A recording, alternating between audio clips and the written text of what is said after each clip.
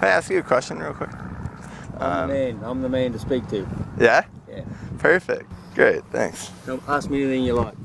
Okay, so... I'll give you the fucking benefits of my wisdom. Awesome. Such as it is. Nice, yeah. So my question is basically, how could I, given a full day, create the most happiness for the world? Well, I don't believe in happiness. I don't believe in it.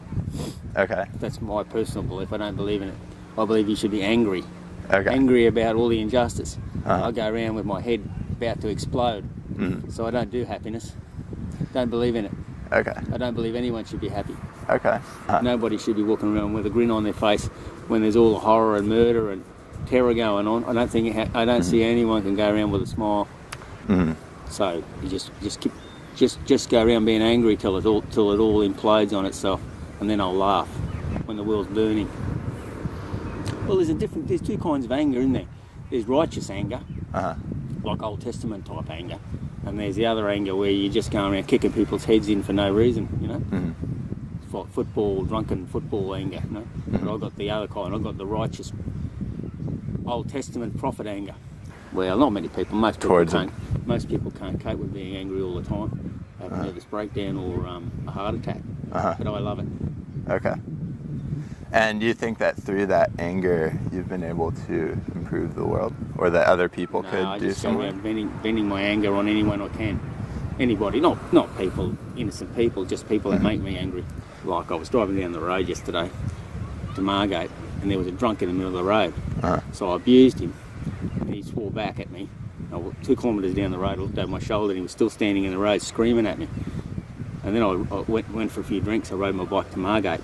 I was coming back along the bike track, and there were these drunks, winos, the lagoon. And one of them started yelling at me, right?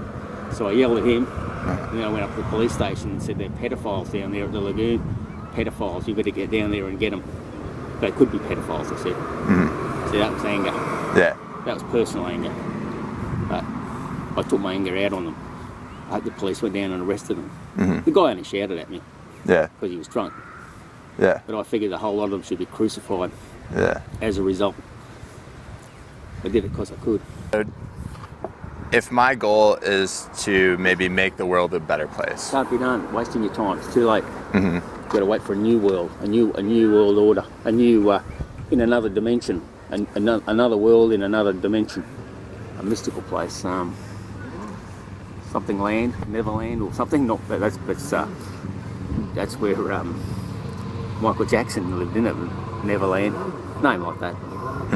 So you had the Viking philosophy. There's just so much horror and evil. Satan's taken over the world, completely controls the world. That's my view. And there's nothing that can be done about it until it all implodes and self-destructs, and you have a new order. Okay. Too late. It's not even worth trying. When something reaches a point where it's completely rotten, it just implodes like a rotten apple. Yeah. And that's how the world is. Okay. You can take a rotten apple and try and fix it up, but you can't. I like animals. I don't really like people very much. I like animals. If you went to Afghanistan and built a hospital or a school, somebody would come and burn the place down and kill everyone. But there's seething anger against injustice in the rest of the world. The broader world. But I create my own. I try and make my own world clean and pure. I live a monastic life, really. I really live a really monastic life, apart from my only addictions are women and alcohol, you know. But apart from that, which aren't that bad, you know. So, what do you think is responsible for the greater world's kind of deterioration? Oh, well, you've got God and you've got Satan, and the world's been given over to Satan. I know that is the case.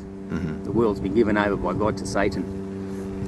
Look, if everyone lived like, say, me, and I'm not saying I'm perfect, but I don't steal, I don't lie, I don't cheat, I don't rip people off, I don't do drugs, I'm not violent, I'm a very gentle person, and I believe in helping other people, and I always like to see the best for everybody.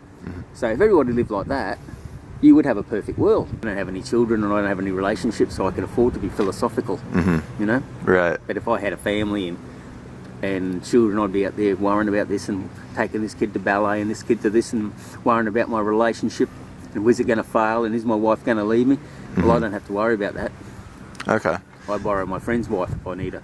That's how most people live. They all drive the same car, they all look the same, they all listen to the same music. They all look exactly the same. They wear the same shirts.